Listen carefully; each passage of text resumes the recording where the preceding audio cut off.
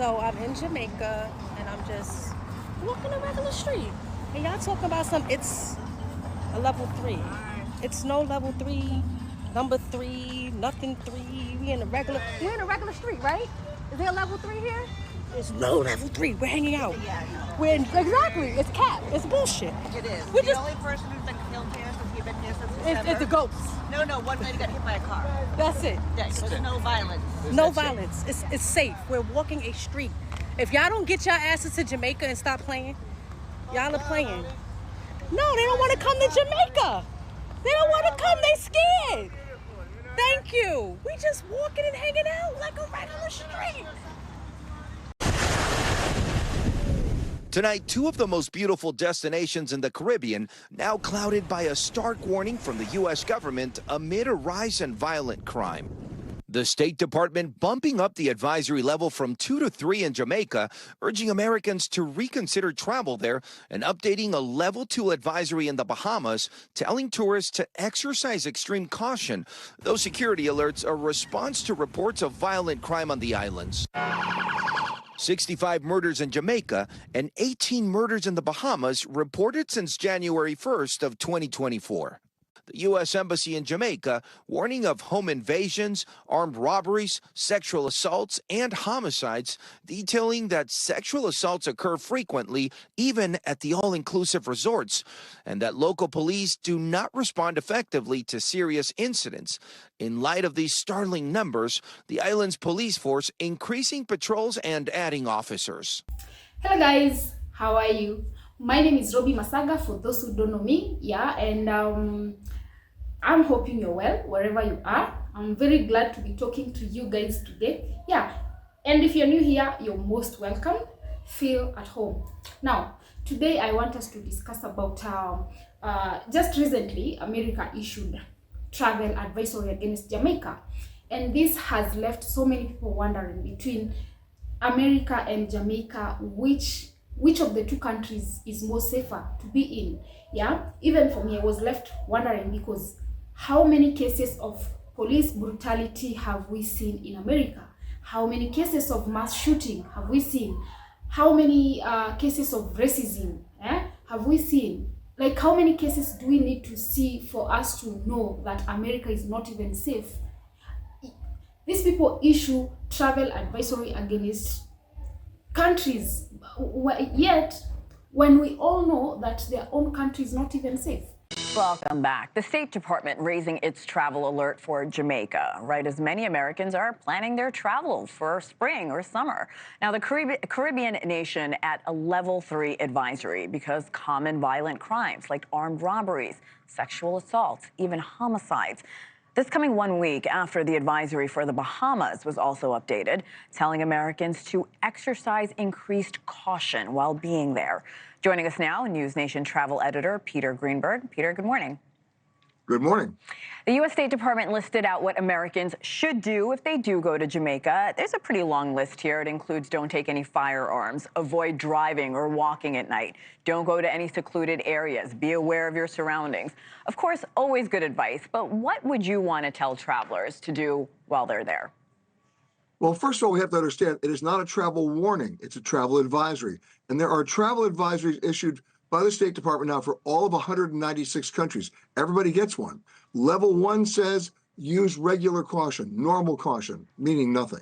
Level 2, which is what the Bahamas has, is an increased level of awareness, says travel with increased caution, basically situational awareness, just like you mentioned. Level 3 is a heightened level. It says reconsider travel. Now we're getting to a higher level of threat. And then level 4, again, it's an advisory, not a warning, but it does say do not travel. Now, the advice that's being given by the State Department is the same advice I give people to go to Cincinnati or Cleveland or Wyoming. You know, don't necessarily walk alone at night. Don't necessarily drive alone at night. There's certain neighborhoods you may not want to go into. The good news is, in most cases, these crimes are not crimes committed or targeted at travelers or tourists. They're gang versus gang crimes, much like we see in Mexico over the last 15 years. And the same is applying to Jamaica. But there are certain neighborhoods and parishes in Jamaica that you shouldn't go to. Simple as that. That doesn't mean you shouldn't go to Jamaica.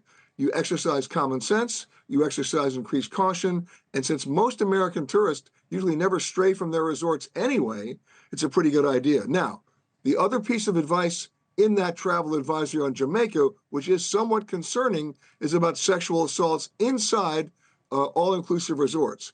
That's up to those resorts to increase their own security. Most of that's occurring not from outside gangs, but from employees. So there's the issue there. But by and large, overwhelmingly in your favor, I would still go to Jamaica. I would still go to the Bahamas. Remember, these are advisories. They're not warnings, and they're not bans. There are also reports that police don't always respond. Hospitals are not always reliable. So for those people who are listening to these advisories, maybe already have their trips planned, of course, to Jamaica, Bahamas, a lot of Americans go to those regions. Are there any alternatives?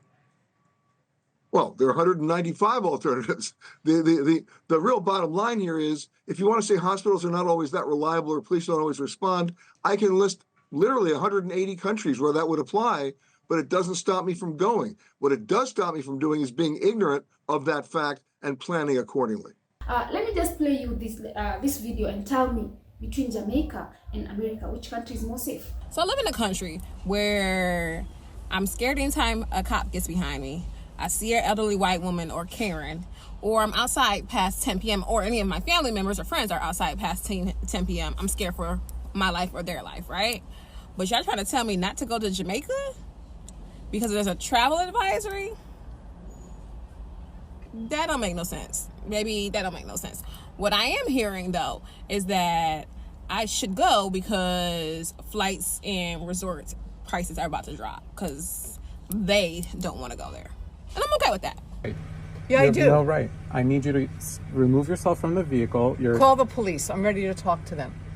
You're not Because allowing... you will then prove to them that you're supposed to be here. To them, not Yes. to you. Not to you. So move. Call them. Why would I call the police on myself? You need to move. No, I don't. You're causing an unsafe situation and you're entrapping me from leaving. I cannot leave because You of cannot prove to me that you belong here. Between America and Jamaica, which country is more safer? When even kids are not even, they don't have that freedom to socialize anymore in social places before being harassed by the so-called Karens. If you don't comply, oh, I'm going to call police. You do something small, I'm going to call police. And America is busy issuing travel advisory against other countries when their own country is not safe. American people harass people. They harass people a lot. You drive, oh, why are you driving here? You park, oh, why are you parking here? Let me just play you this other clip and tell me what you think about it. The first officer to interact with Takaya Young approaches her car under the suspicion that she stole liquor from Kroger. Hey, stop. Hey, out of the car. Out of the car. By the time the second officer gets to the car and walks in front of it, the first officer had asked Young to get out 5 times. He keeps asking. Young argues. You can hear the exchange on that officer's body-worn camera. Out of the car. For what? Out of the car. For what? They said you stole stuff, do not leave. Get out of the car. Then get out. No, then get out. Get out of the car.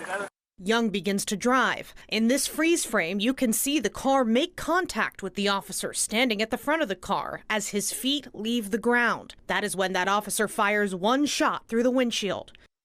We've paused the video to not show that deadly shot. When we pick up the video a moment later, you can hear the commands continue. The car rolls through the parking lot, stopping under the awning by the store. The video ends with officers busting the driver's side window to get Young out of the car. Now, while Young argues with one of the officers, she denies, as you heard, stealing anything from Kroger. And I just want to walk you back to what she said. She said, quote, "Are you going to shoot me?" Those are the last words you heard from Takaya Young. Also, you may have noticed Blendon Township Police did not identify either of the officers, even blurred their faces. Chief John Belford said that is because of Marcy's law is what he alluded to, claiming the two officers are crime victims, and the chief believes their identities are protected by state law.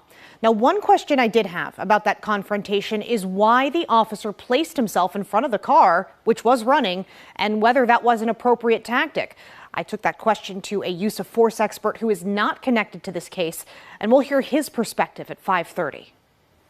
All right, Jamie, thank you. Now, the family identified the officer involved as Connor Grubb, and it's a photo of Officer Grubb from the department's Facebook page. Grubb has been on the force since 2019. I would love to sit up here and say, like, we can reform this system, but we've been making the reforms after every single death, and nothing is changing. We say more training. You know, we fund these police stations, and we go, yeah, more training is the right answer. Training is not the answer in this case. That officer was trained correctly and still messed up. There has to be accountability on that police officer and on the police station itself. Well, on the comment section, some people were saying, oh, she did that to herself, she should have complied. But are you people aware that due to police harassment, someone can be terrified? You see a policeman and you just fearing. You don't even know what you've done, because at the end of the day, they will pin something on you. Do you know, you'll just see a policeman and you start trembling. Why? Because you know at the end of the day, you've done something. So maybe this lady was terrified. That's why she didn't want to open the door. That's why she didn't comply. We are here judging. Why did the police have to shoot? This is the same country that is issuing travel advisory against Jamaica. When yet, them themselves, it's not even safe to be there. Imagine taking your kids to such an environment. Now, I'm sure by now you all have seen the posts, seen the news articles about what's going on in Jamaica and the Bahamas. If you haven't, basically they're warning Americans not to visit these places, but we're in America. Like, let's be for real. I haven't seen any articles stating that Americans were harmed. I did see that in Colombia with the passport bros and dating sites, but that's not this. To see if there was any validity to this, I did contact my driver in Jamaica to see what was up, and he said, nothing's really going on. He hasn't heard of anything. He hasn't heard of any tourists being hurt. So, personally, I think this is just my theory. I really feel like they don't want us to travel. Like, they're trying to keep us boxed in. Like, use fear tactics. But, baby, we outside. Feel free to do what you want to do, but I'm leaving the state. I can play videos back to back from morning to evening just to prove how unsafe America is. America needs to work on themselves first before they start working on other countries, before they start giving advice to other people. Please, America, work on yourself first. Work on yourself first before thinking of others. Just see the way of raising kids. Kids are so spoiled. Kids are rude. Parents have no right to discipline their own kids. Why? Because it's child abuse. Oh, police will be called against you. Oh, 911. What's your emergency? Oh, my mother did this, my father did this. Come to Africa. As we were beaten thoroughly with our parents, and we love them very much. Why? Because we became somebody because of that. America is what it is because of how they even raise their own kids. Almost everyone has a gun. Kids have easy access to those guns. See, how many mass shootings have we heard of? Most of them in schools. Who did them? Kids. You can't discipline your own child as a parent. And that's why the society turns to be how it is there.